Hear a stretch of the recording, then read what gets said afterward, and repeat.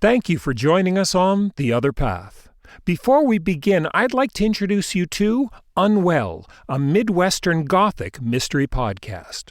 Set in a fictional town in rural Ohio, the show uses ghosts, the supernatural, and other tropes of Gothic storytelling to examine the fallibility of memory, building community and family, and being queer in the rural Midwest. A slow-burn mystery with occasional moments of more traditional horror, it won the 2021 BBC Award for Best Podcast Audio Drama. Don't miss their 5th season coming spring 2023. Find out more at unwellpodcast.com.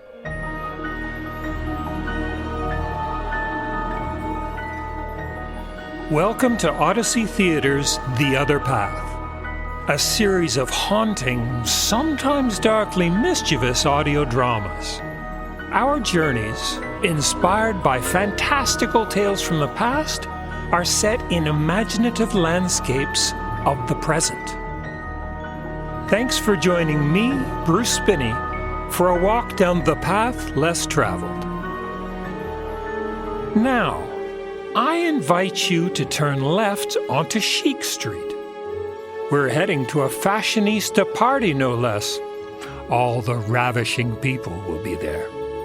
Are you exquisite? Are you at least dressed to impress? If not, consider yourself a misfit in this world. What would you trade to fit in? Soon you'll meet Barbara, forced to bargain with otherworldly beings and stake her future on their heart-rending terms. Here is C.S. MacCath's The Belt and the Necklace. This episode contains disturbing moments, including an attempted suicide. Themes pertain to beauty, body image, and environmental degradation. Listener discretion is advised. Headphones are recommended.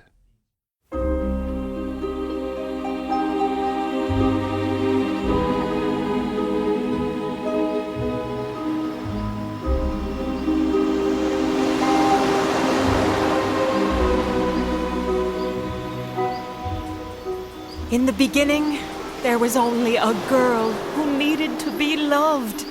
That girl was Barbara Blackthorne. And this podcast is live from the Great Haven Lakeshore, where tonight she will show her first designs in over a decade. You've heard Barbara bewitched the world. You've heard she did away with her sons. It's time you heard the truth. My name is Bela B., and I've been the Blackthorne family gnome for generations, charming their careers and mitigating their misfortunes with subtle gifts of magic. So I was there as it all happened. The trouble started when her mother, Imelda, hosted a private garden party with a terrible purpose.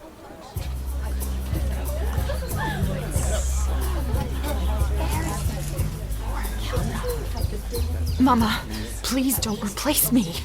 I want to be a fashion designer like you. It's all I've ever wanted. Blackthorne Limited needs a successor who looks the part. And it's not as if I'm disowning you altogether. But I love Blackthorne Limited more than anyone else ever could. Because I'm your daughter, and I love you too. Greta wants me at the podium. Pull yourself together, Barbara. Nobody cares when a fat girl cries. Here, Barbara, take my handkerchief. Guylain, I mean, you must have heard everything.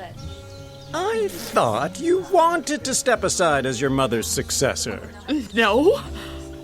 I've never been so sad about anything in my entire life. Well, maybe it's for the best. I wouldn't know what to do without Maison Peregrine, but we've always been so different, you and me. We both love fashion. We both love our mother's companies. But there isn't a client in the world who would order haute couture from a designer who lets her body go the way you do. I'm sorry, but it's the truth. At least Greta looks like someone who could be your mother's daughter. Well, after today, she might as well be.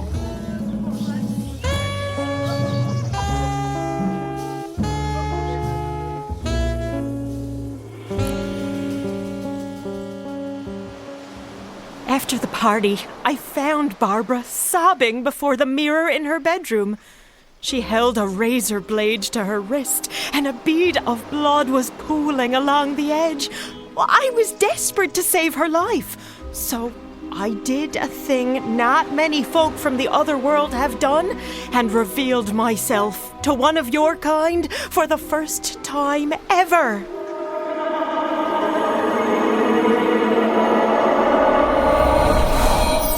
Dear girl, you must be in terrible pain. Who are you? What are you? My name is Bela B. I'm a gnome, and I've been a companion to your family since long before the Blackthorn name meant anything at all. A family gnome? I'm from the other world. We keep to ourselves there, unless the need is great. You're here because I want to die. And I want you to live. Now, let's have that razor blade. Thank you. And a bit of magic to heal the wrist. There. Oh, good as new. Oh, I wish you could fix the rest of me that way. Why, there's nothing to fix. And anyway, that sort of magic comes at a terrible price. You mean it can be done? Oh, please. I'll pay any price you name. No, well, it's not my magic to sell, and I should never have mentioned it. Mama just gave my life to one of her models, and the only boy I've ever liked thinks I'm disgusting. I feel like the pieces of my heart are cutting me open from the inside. So help me, or give the razor back and go away. Oh, good. So be it.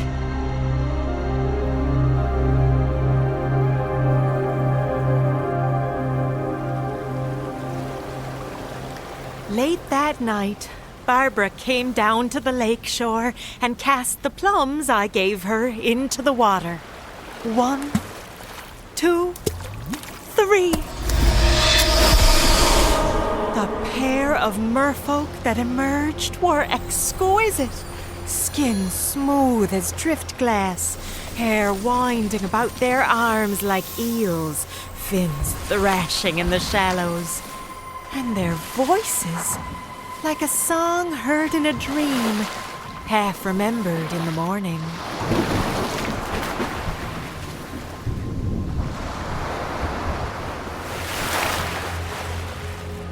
Who makes an offering of plums to the lake? And what does she want, this maiden of plums? My name is Barbara, and I want to buy the magic to make me slender and beautiful. Step into the lake, Barbara. And meet us at the veil between the worlds. This is my belt. Wear it, and you will be fair as a foaming wave upon the waters. This is my necklace. Wear it, and you will shine like a fish leaping into the sunlight. Now you must give me something in return. Your third-born child on its 3rd birthday. And you must give me the most beautiful of your children. But I don't even have children yet. Anyways, what would you do with them?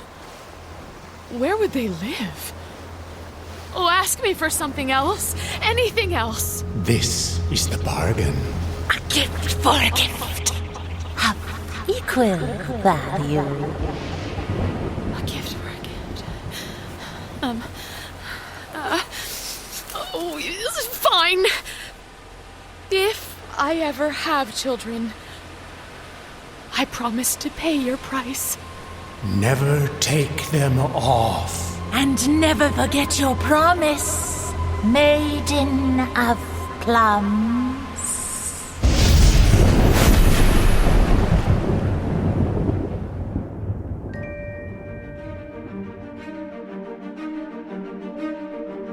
When Barbara put the belt and necklace on, she became the most beautiful woman the world had ever seen. And the world believed she had always been so. From the moment anyone caught sight of her, there was no praise too high, no love too deep for Imelda Blackthorn's daughter and successor. Her star began to rise.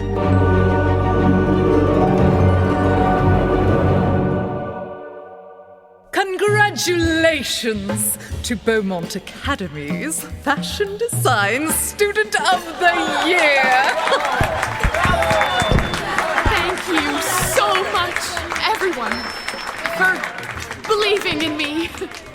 Of course we believe in you. Now open your graduation presents. Mine first. Oh, this is lotus silk. It's exquisite. I was hoping you would permit me to make your wedding dress with it. My wedding dress? Will you marry me, Barbara? Oh, yes! 100 times yes! I'll have to get used to that sound. The world cheering for my beautiful fiancé. They're cheering for us both, my love. Maybe.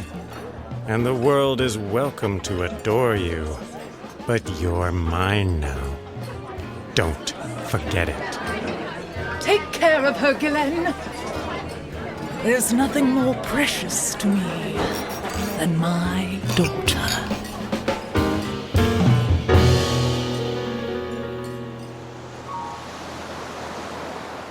It was a heart attack that took Imelda's life, and just after the wedding, too. Barbara stepped into her mother's stilettos with perfect grace, but her haute couture was already in high demand. As for Ghislaine, well, it was becoming clear that he only loved the illusion of beauty Barbara had bought from the merfolk, and the bill for that magic was coming due.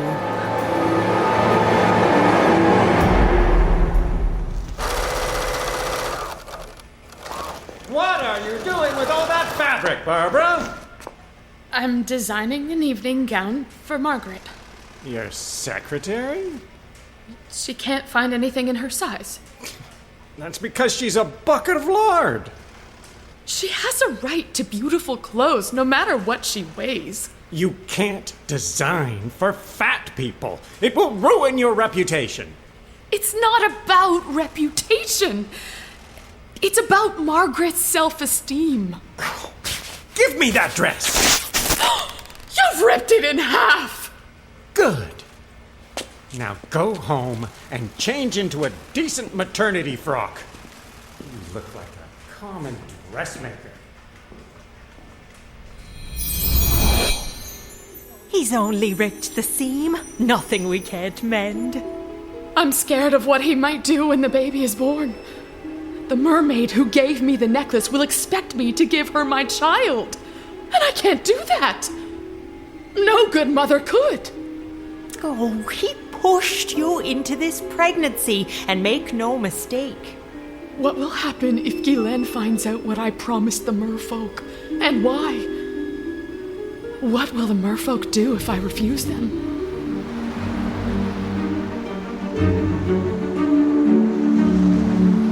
Amélie and Esme were born in the spring, identical twins to their mother's immense relief. Neither of them a third-born child, and neither more beautiful than the other, they were safe from Barbara's promise to the merfolk. But daughters were not enough for Ghislaine, who bullied his wife into trying for sons. When her third child, Bastian, was born, Barbara fled to a secluded country estate. Later, she gave birth to Lucas there, a baby blessed with beauty. And so she feared for both of her boy children. From that day on, she never let them leave, desperate to spare her sons an unknown fate in the other world. But on the night of Bastian's third birthday, during the worst thunderstorm in over 100 years, everything changed.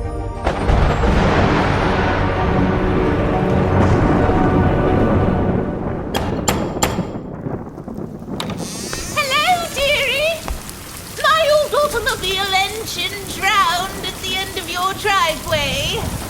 Mind if I come in until the rain stops? What are you doing all the way out here?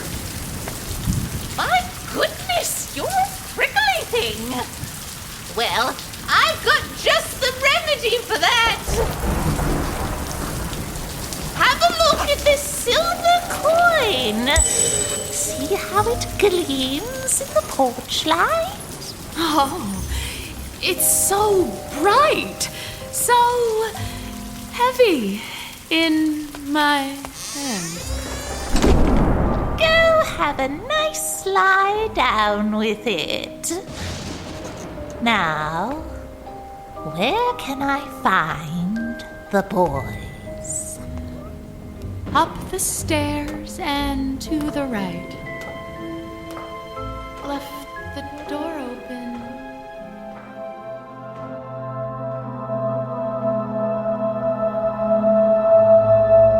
Barbara slept under the spell of that coin for 3 days. When she awoke, Ghislaine blamed her for the disappearance of their sons and threatened to beat the truth out of her mouth. Yes, Barbara had made a terrible bargain, but have a bit of sympathy for the terrified wife and panicked mother who finally told the truth. She took off the belt and necklace.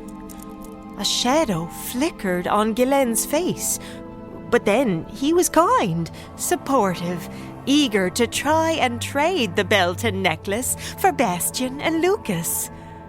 My poor Barbara. She believed him too.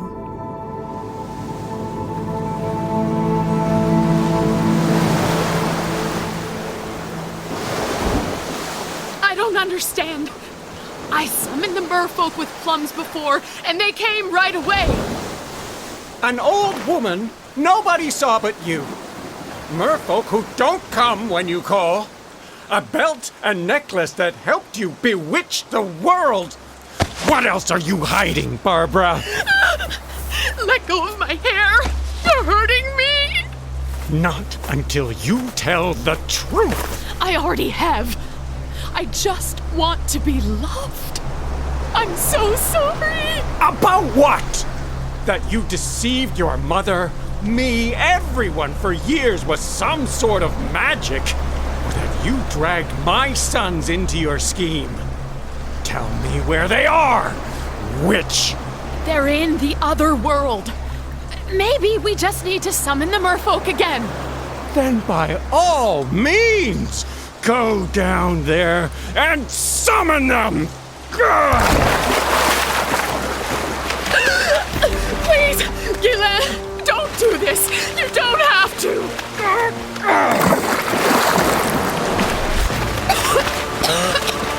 Oh, please, no! Hurry up and die, you disgusting bucket of lard!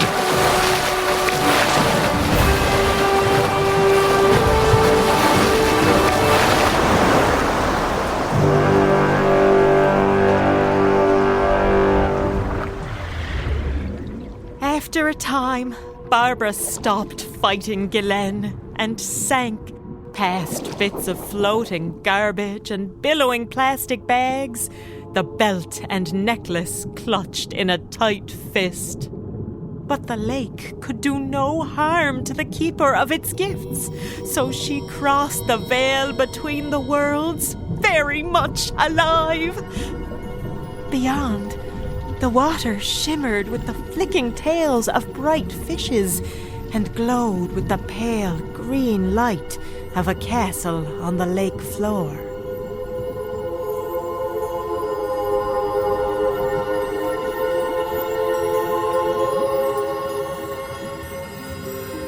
Why didn't you come when I called? We heard a sinister song on the shore. And kept the children away from the singer. Bastian? Lucas? They're here? They're alive? The lake has always nurtured life. The white water lily, the slippery salmon, the castaway child. I didn't cast my children away. You took them. Let me take them back. A gift for a gift of equal value. That was the bargain you made. But they don't belong here. Many things do not belong here. And many things that do belong have been stolen away. Close your eyes, woman of plums.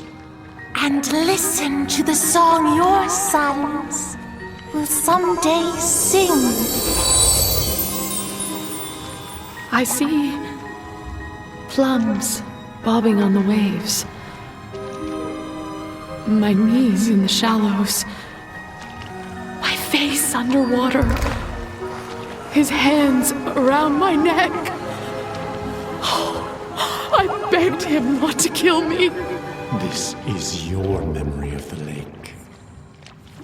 Look again, and you will see our memory in your mind. I see a glacier melting. Pure water filling an ancient hollow in the earth. A bright castle in the deep. A gauzy veil between two worlds. Ships on the other side. Billions of fish gasping in massive nets. Offal and chemicals passing through the veil. The bright castle darkens. What happens to the lake in my world affects yours.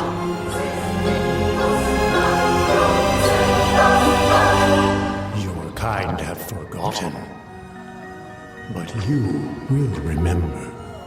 When your children sing the beauty and pain of this place. Beauty and pain. I was wrong about them both.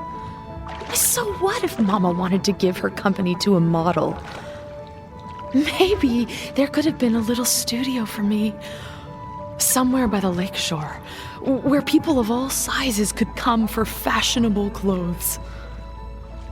Ghislaine once said I looked like a common dressmaker, and he meant to insult me. But a good dressmaker can turn a bolt of cloth into self-esteem, and people with self-esteem can do real magic in the world. Oh, I would love to be a part of that magic if it didn't hurt so much to think about going back. Then stay, woman of plums. Until the sound of your song is clear.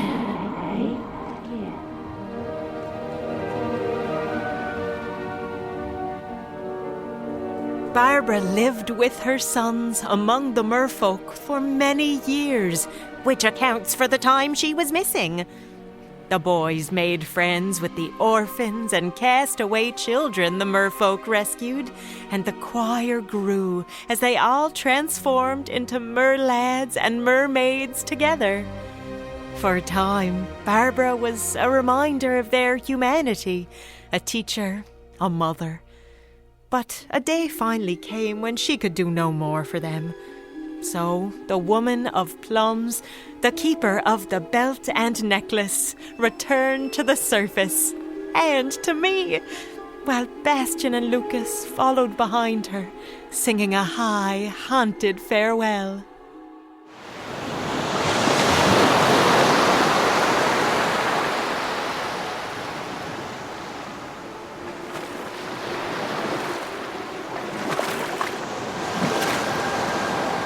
They're not entirely human anymore, are they? They're human, and they're not. They're my children, and they're not. They'll never play with a dog in a garden. They'll never eat an ice cream cone. Instead, they'll spend their lives in a polluted lake singing about a calamity not of their making to people who might never listen. When I gave you those plums, I knew the merfolk would demand a terrible price for their help, but I didn't know they would take your sons. I'm sorry for my part in that. They didn't take my daughters. And it's time I become the mother they need me to be. Oh, they do need you, now more than ever. They look just like you did at 14, and, well... And Guylaine is treating them just like Mama treated me. They try so hard to please him, but they might as well be flinging themselves at a stone.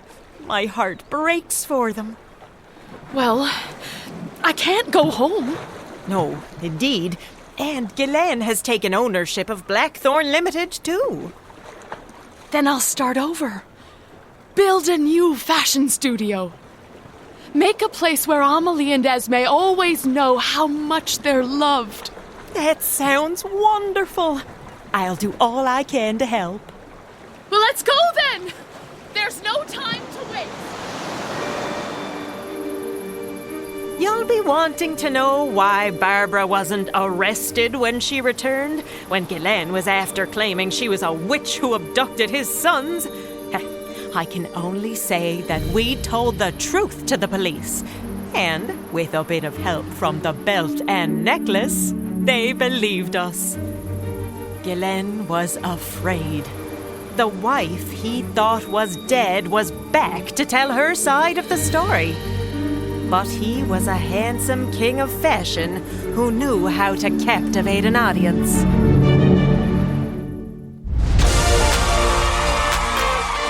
Welcome back to Celebrity Watch.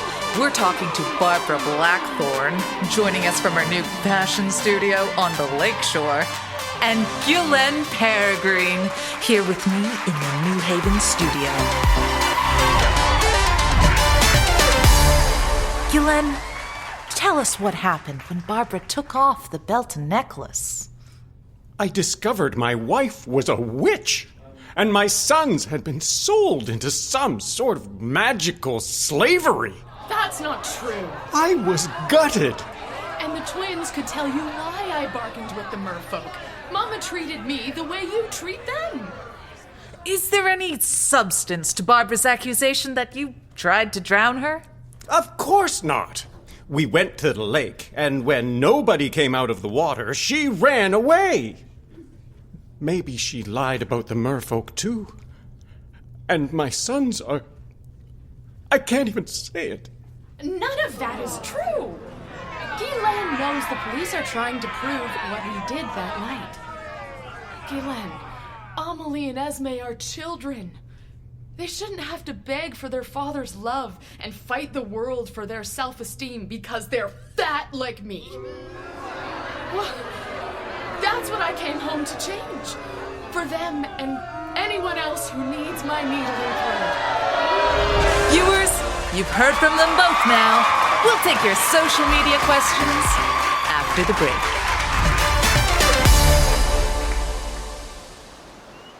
Barbara's plain truth was no match for Guillen's pretty lies, and his supporters made certain she knew it.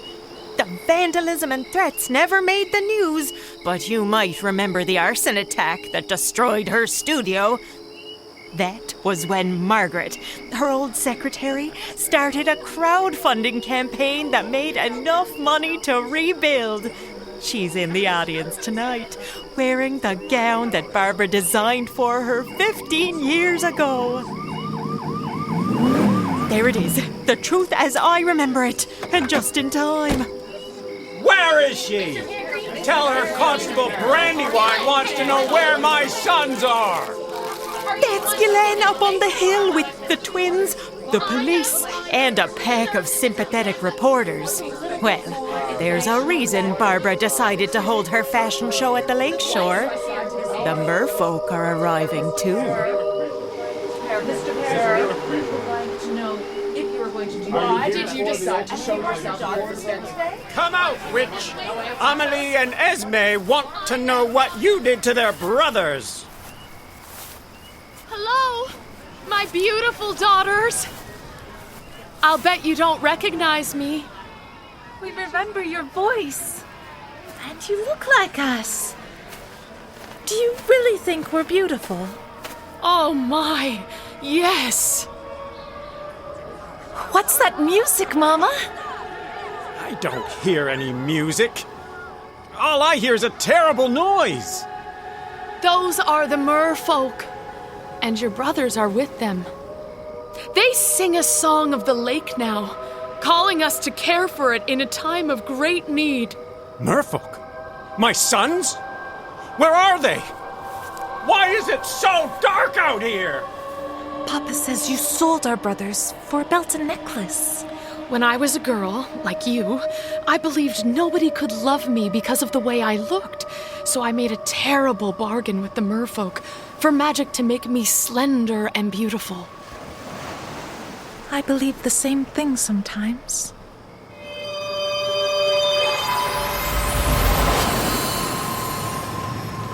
I see plums bobbing on the waves. Her knees in the shallows. Her face underwater. My hands around her neck. She begged me not to kill her. Hurry up and die, you disgusting bucket of lard! Papa! What did you see? He did try to murder her. What did you hear? Constable Brandywine, New Haven Police Service. Mr. Peregrine, I'm arresting you for the attempted murder of Barbara Blackthorne. No! I brought you here to arrest my wife! You have the right to retain and instruct counsel. You have the right to remain... You're just a pig in a dress, Barbara! That's why nobody loves you! We love you, Mama. My Esme, my Amelie. I love you too, just as you are, always. Good evening, everyone, and welcome to the first Plum Studio Fashion Show. My models are eager to show you this season's loveliest clothes for people of all sizes, complemented by the song of the merfolk and the mer children in their care. Please take your seats and prepare to be enchanted.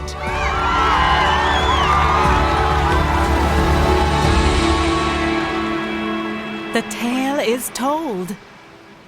But for a few final words. For the attempted murder of his wife, Guillen went to prison, where he never had to worry about what to wear.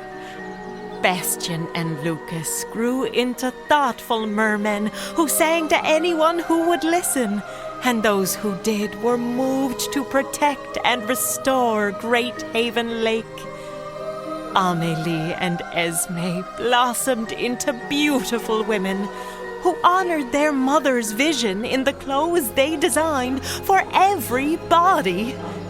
As for Barbara, well, she was loved all the days of her life.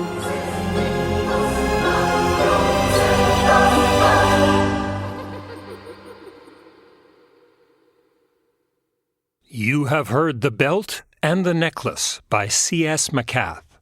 MacCath's play was inspired by a Bavarian folktale collected by Franz Xaver von Schönwerth. The Belt and the Necklace was directed by Odyssey Theatre's artistic director, Laurie Stephen. This episode features Netta Rose as Bela B. and Constable Brandywine, Nicole Wilson as Barbara Blackthorn, Mark Huseman as Gillen Peregrine and the Merman, Shondell Gambles as Imelda Blackthorn, the Mermaid, the Old Woman, the host of Celebrity Watch, and Esme Peregrine. Dramaturgy by Laurie Stephen and Janet Irwin. Music supervisor and editor Craig McConnell. Supervising sound designer Damien Kearns at 217 Audio. The Belt and the Necklace was recorded at Spence Thomas Audio Post in Toronto. Additional assistance provided by Yves Beauchamp, Matteo Similaro, Chelsea Fawcett, John Forster, Ben Langell, Ben Ramos-Salzberg, Patton Rodriguez, Katie Smick, Jennifer Stobart, and Ben Thomas. The Other Path is produced by Odyssey Theatre. Odyssey Theatre operates in Ottawa, Canada, within the traditional unceded territory of the Algonquin Anishinaabe peoples. If you'd like to discover more about the artists and artistry behind The Other Path and to support the series, visit our website, theotherpath.ca. And be sure to say hi on Instagram, Twitter, or Facebook by searching Odyssey Theatre. Please recommend us to your friends. The Canada Council, the Ontario Arts Council, the City of Ottawa, and the generous contributions from you, our listeners, helped make The Other Path possible. We have reached the end of the first leg of our journey. We're busy planning new adventures for the next season of The Other Path. Thank you for joining us, and until we meet again, consider taking the path less traveled. Mount Absalom. A community, a heritage, a home. The green jewel in the majestic crown of Ohio. For 200 years, Mount Absalom has been a place to play. N32. Bingo! A place to learn. For in thy green and growing arms, we have everything we need. All right, now let's get out our math homework. A place to work. Here at the Solari Bottling Works, we produce over 2,000 bottles of celery soda every day. A place to raise a family. It's a girl. It's a place of history. And here we have the barrel of whiskey that Confederate soldiers stole from Mount Absalom patriot Amelia Pleasance during Morgan's raid. And of course, a place of celery. 201st Celery Festival, I dub thee Open! Mount Absalom is the perfect place for making memories. For making memories. For making memories. For making memories. For making memories.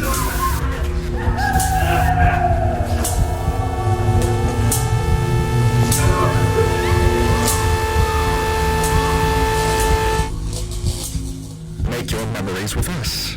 Make your memories here. Mount Absalom. Paid for by the Delphic Order of Mount Absalom and Solaric Bottling Works. Refreshing Solaric Soda and Diet Solaric Soda.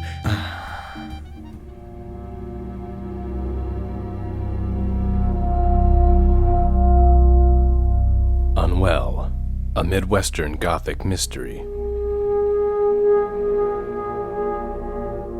Learn more at unwellpodcast.com.